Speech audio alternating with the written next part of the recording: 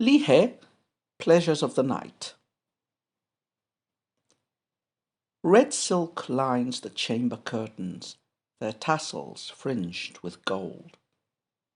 A chaste candelabra's 9 branches are hung with figures of carp. Gorgeous girls, shimmering in the moonlight, unfasten the ringed latch. They serve up spring freshets of wine from a gibbon-shaped jar. The price is dear, a casket of incense, 10 sticks, gold nuggets, pink melon seeds, and dark brown meal. A green jade duck with a cover, worked in 5 colors. But Aho requires these gifts with a measureless wealth of smiles. Over her south rooms, when heaven's river recedes, shadows fade from blinds. Crows call from the tung groves, snug in nests with their young. The fine sword and whip he carries are crusted with green quartz and pearls. His white steed snorts froth that congeals on the frosty mane. As the ward clock brims, she sends jade pendants off to Changming Lodge. The storied pleasure house looms high, lonely in the moonlight. The next guest dismounts as the old guest goes, and again she touches up yet brows, combs her shining dark coiffure. So we continue the selection, reading, and commentary of Li Hei's poems. Today's poem, Pleasures of the Night, is quite transparent from the title.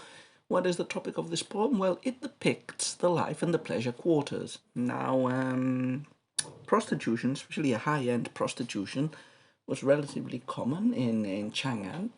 There was especially an area called the Northern Quarter, which was quite close to the Imperial University and even to the Imperial Palace, the Northern Hamlet, so another way of translating it, which was the area where the scholar officials and also the candidates to scholar officialdom, the tribute scholars, went to enjoy the company of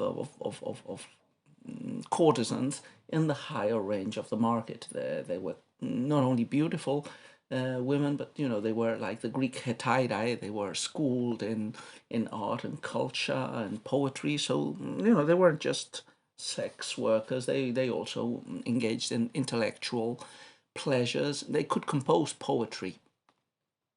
So this world of the high-end Hetairai and of a night spent in their company is the one being depicted in this poem by Li He, which is pretty continuous. The poem works a little bit like a short story. It's not a regulated poem. I think it's an old style poem, which allows it to flow and to tell the story more naturally. Which starts with a zoom in inside of this pleasure house, probably described as green story building, which is a traditional euphemism for this sorts of places in China. So we get the zoom in, we get the opening of the doors, the customer enters, their expenditure, a very, very oblique description of the pleasures spent together by the man and the woman entertainer. And then at the end of the poem, that man leaves, another one comes. So it tells us the narrative of this type of encounters that were very, very popular among scholar officials and candidates to scholar officialdom. There's a wonderful book, I can't give you the reference right now, but there's a wonderful, this was a topic that was very common in Tang short stories, in Chuanqi. The scholar officials or the tribute scholars visiting the pleasure quarters and falling in love with courtesans, and this would afterwards become not only a subject for short stories, but also for theatre pieces during the Ming and in Chinese opera later on. And there is a study that was the book I was mentioning in the beginning that is very interesting, that describes these pleasure quarters of the Northern Hamlet and the liminal status of these women and also of the tribute scholars. So there is a parallelism between these tribute scholars who come to the capital, who are not yet scholar officials. They were chosen in the provinces but have to pass the notoriously competitive Jinshi examination, but they are with one foot inside the door. But they're still not stuffy Confucian scholar officials who have to enjoy their pleasures with a lot of discretion. So they're entitled to go to the pleasure quarters in a way. The courtesans also have this liminal status because they intermingle with the elite and they are cultured. They can compose poetry. It is accepted as a common part of their training and of the pleasure that is seeked for with them. The fact that they can dwell and entertain scholar officials with games, but also with witty conversation and with poetry composition. Okay, so that's the topic of the poem. The pleasure quarters, there is I believe there's a slightly bitter, melancholic ending to the poem, which is, after stressing all the luxury, all the beauty, all the lovely pleasures of enjoying the quarters, there's this vision of the courtesan engaging with another man at the end, which, ends in a slightly off key.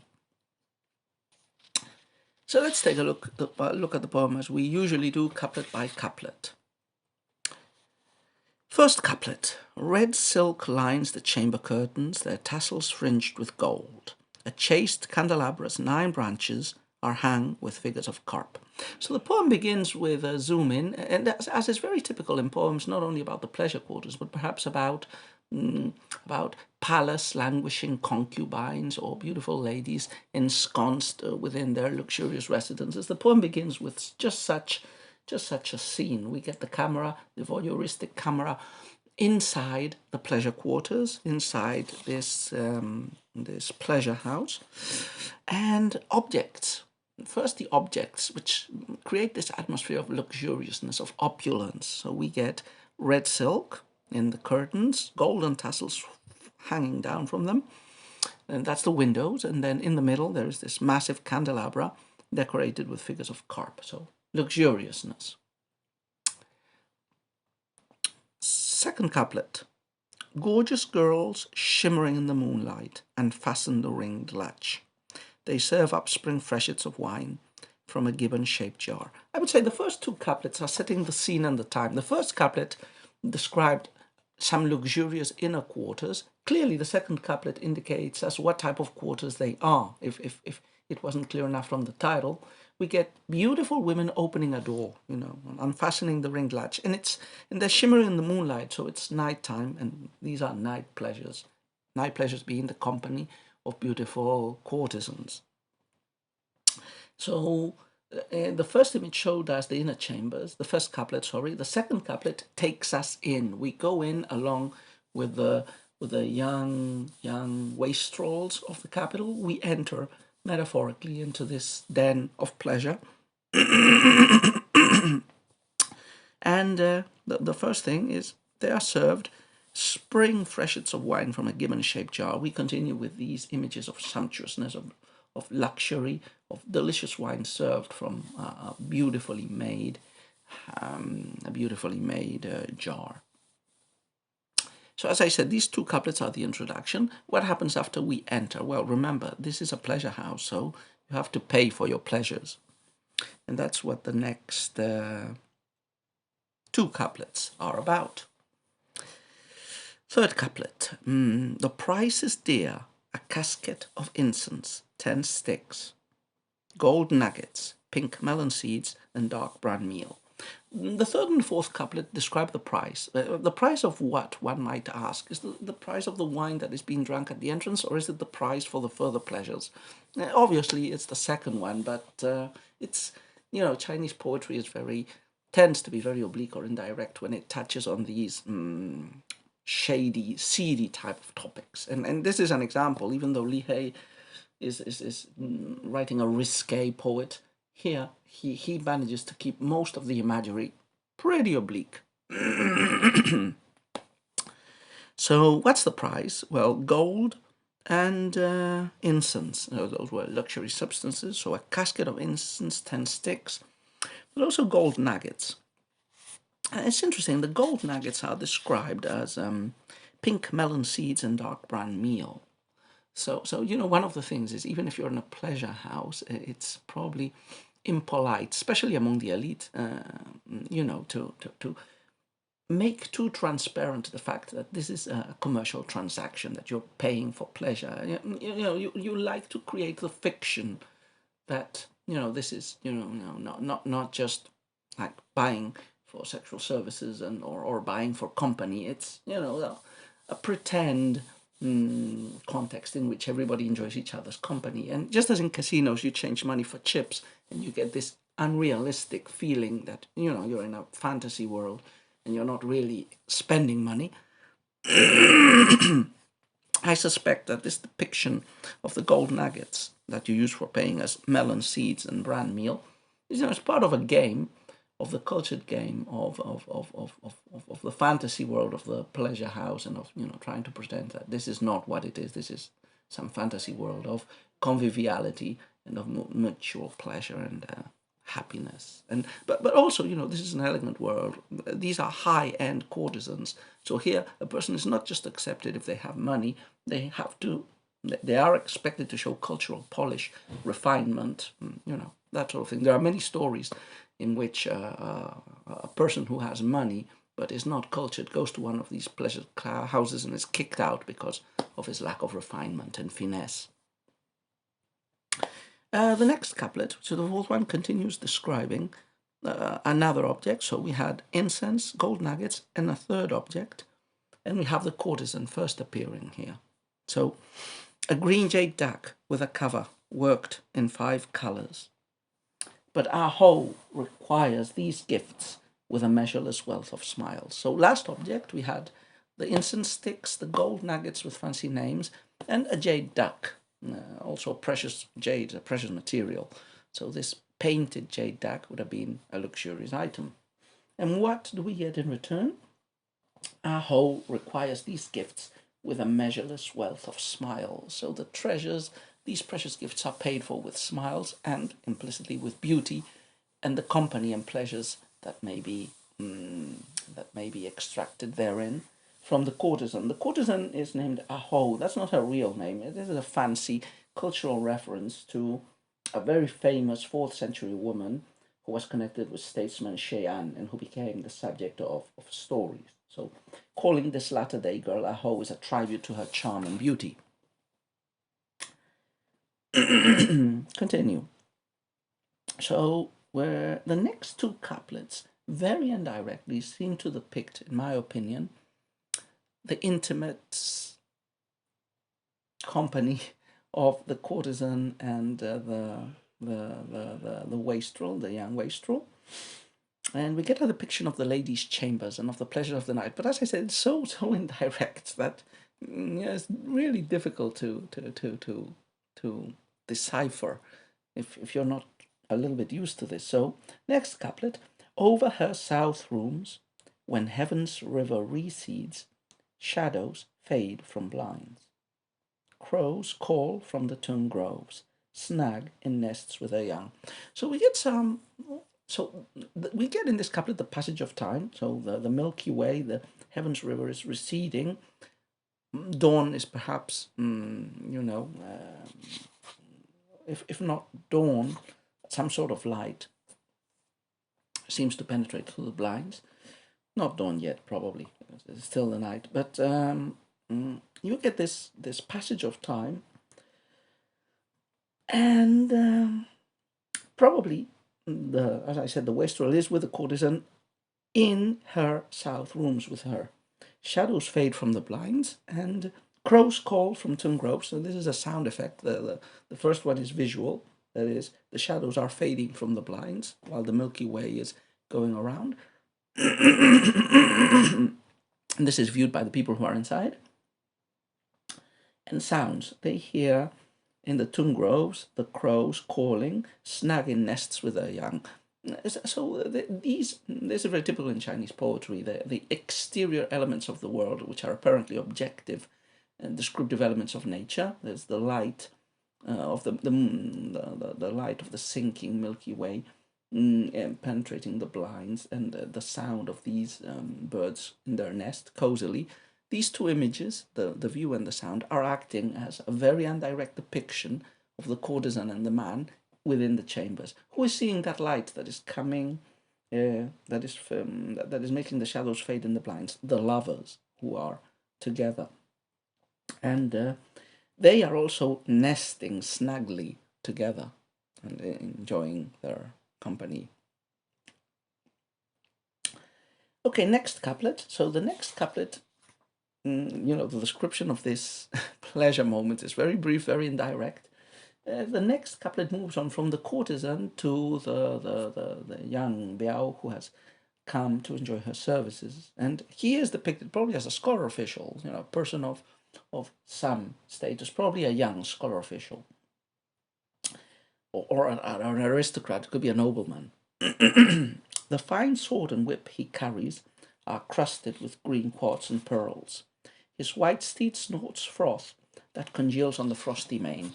Just as everything has been shown indirectly, this poem is very metonymic. It uses objects and things to represent other things or other people. The nobleman, the scholar official, is not depicted directly or by himself, but by his objects. So his sword and his whip, which are luxurious items, they're encrusted with quartz and pearls. So he is a person of some economic means, and he has a horse outside. So the focus shifts to this nobleman, this aristocrat, who is going to leave now. That's what the next couplet tells us. As the water clock brims, she sends jade pendants off to Chang'an Lodge. The storied pleasure house looms high, lonely in the moonlight. So the poem started with our entering the pleasure house. It finishes now, or it's walking towards its end, by getting this young Biao, the man, putting on his clothes, presumably, going towards his horse, because he is leaving. He's going to, well, maybe the official residence at which he is lodging. And this is what this couplet indicates. As the water clock brims, the clepsydra indicates the passage of time. So the time spent together with the courtesan has finished. There's a limited allotted time.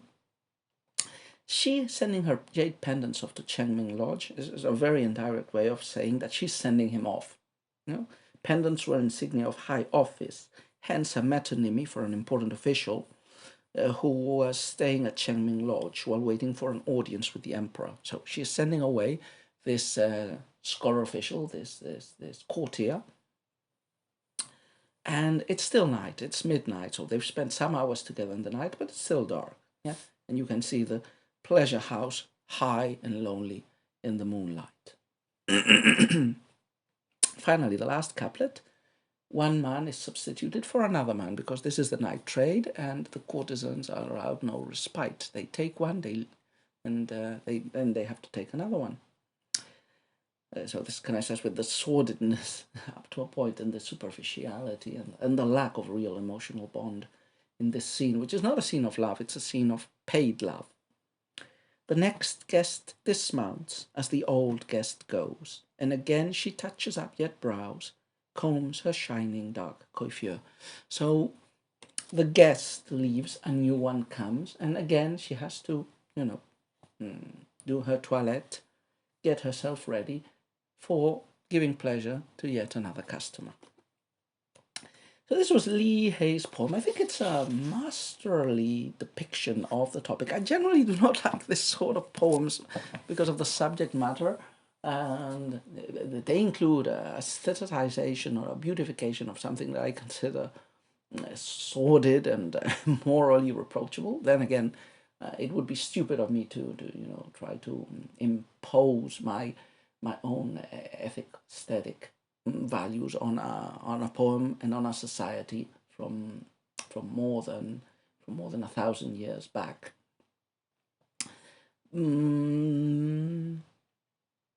But it's a well-crafted piece, and I think it not only depicts the beauty of the demi-monde, but it also includes a poignant end note, which is not a happy one. And Lee Hay is famous for his unsettling and ambivalent and ambiguous endings in a lot of his poems.